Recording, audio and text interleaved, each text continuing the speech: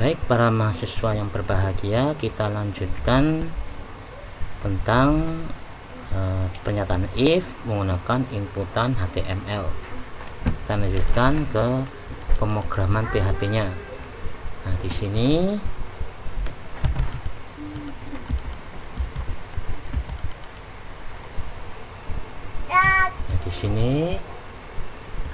itu pertama kita ketikkan variabel total beli sama dengan variabel underscore post, kemudian kurung buka ya siku ini, kemudian string ya, tanda quote total beli. Ini maksudnya apa? Nah, di sini maksudnya ini kita ambil dari inputan di HTML karena inputnya total beli, sehingga di sini ya itu di dalam kurungnya menggunakan total beli. Nah, $s $underscore post, kenapa kita ketikkan post? Karena dia metodenya post ya. Kalau katakan metodenya get, maka di sini $underscore get. Nah, berhubung metodenya post, maka $underscore post. Nah, kemudian diambil apa? Yang diambil adalah total beli. Berarti ini isi dari total beli ya. Isi dari total beli itu kita taruh di namanya variabel total beli. Nah, kemudian di sini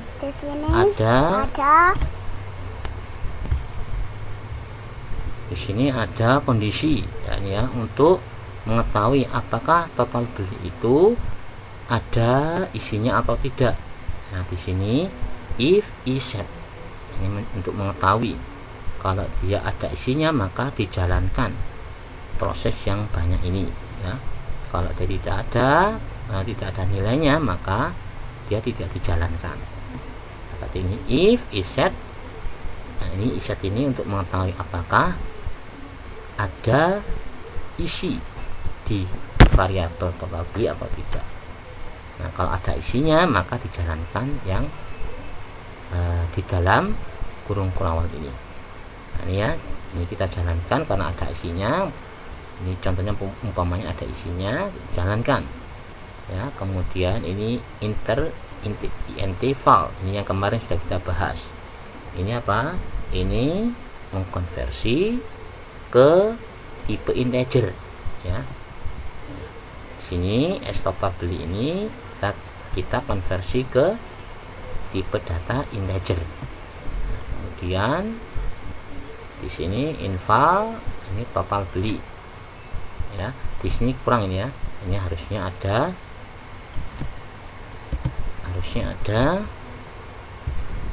$ total beli.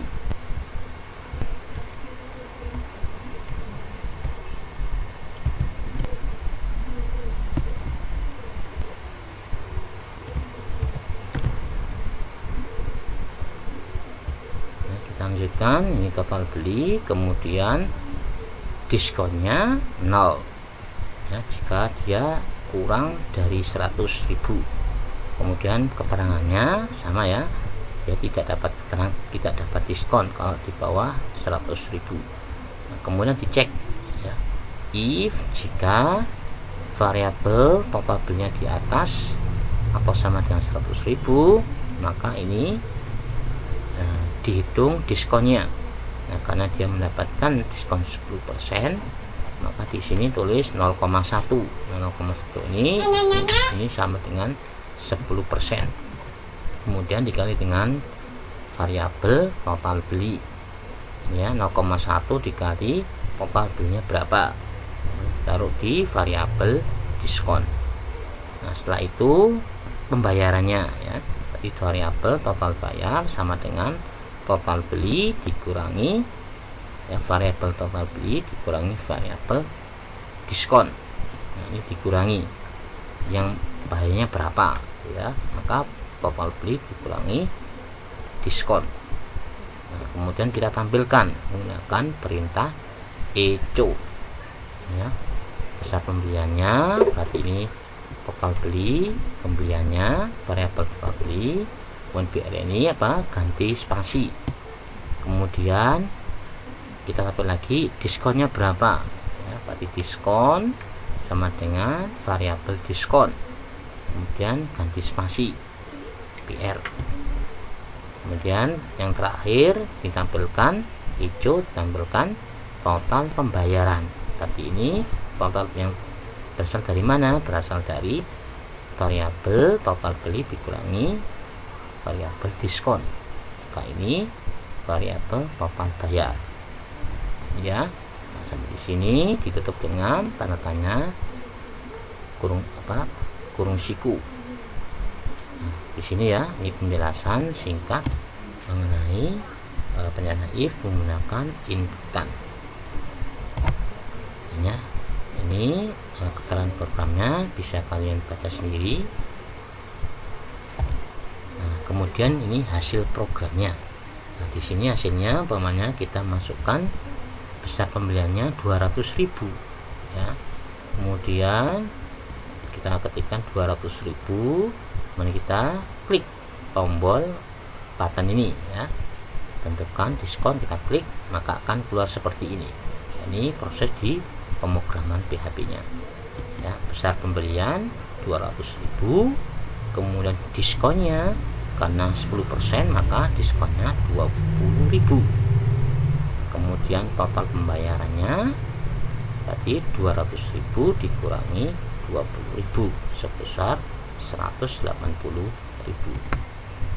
Nah, ini ya, ini hasil program dari pernyataan if menggunakan inputan. Nah, selanjutnya pernyataan if else. Pernyataan if else adalah pernyataan yang digunakan untuk menjalankan suatu tindakan tertentu jika kondisi bernilai benar, dan menjalankan tindakan yang lain jika kondisi bernilai salah. Jadi dua-duanya diproses, baik itu kondisi benar maka diproses, ataupun kondisi salah juga diproses. Kalau benar berarti if ya, diproses di dalam if. Kalau salah maka diproses di dalam else. Nah, ini ya, contohnya if kemudian ekspresinya, nah, ini pernyataan satu adalah pernyataan benarnya, else maka yang salah kerjakan pernyataan yang kedua. Nah, ini atau berarti ini boleh menggunakan kurung kurawal buka tutup dengan kurung kurawal tutup, else dibuka lagi kurung kurawal buka tutup dengan kurung kurawal tutup. Ya, bagian pernyataan jalankan jika ekspresi bernilai benar. Bagian pernyataan kedua jalankan jika ekspresi bernilai salah. Ini kalau kita buat diagram alirnya atau flow-nya seperti ini ya. Di ekspresinya ini kondisinya seperti apa. Kalau dia benar mengerjakan pernyataan pertama, kalau salah dia mengerjakan pernyataan kedua. Nah, di sini contoh pernyataan if else ya, program berikut untuk menentukan apakah mahasiswa tersebut lulus atau gagal ya. Jika nilai di atas atau sama dengan 70 maka mahasiswa tersebut dinyatakan lulus. Sebaliknya jika nilai mahasiswa di bawah 70 maka dinyatakan gagal ya. Ini program simpelnya, program sederhananya. Ini nilainya 75. Berarti kalau 75 berarti dia di atas 70, maka dikerjakan yang Anda lulus. Tapi kalau ternyata nilainya 65 atau di bawah 70 maka kerjakan yang Anda gagal. Nah, ini contoh sederhana dari pernyataan if else ya, untuk menentukan nilai IP mahasiswa. Kemudian yang ketiga pernyataan if else ya. Pernyataan if else adalah pernyataan yang digunakan untuk melakukan pengambilan keputusan yang melibatkan banyak alternatif ya. Jadi tidak hanya dua, ini lebih dari dua, katakanlah 3 pernyataan, 3 kondisi, 4 kondisi, 5 kondisi dan seterusnya. maka dia menggunakan perintah if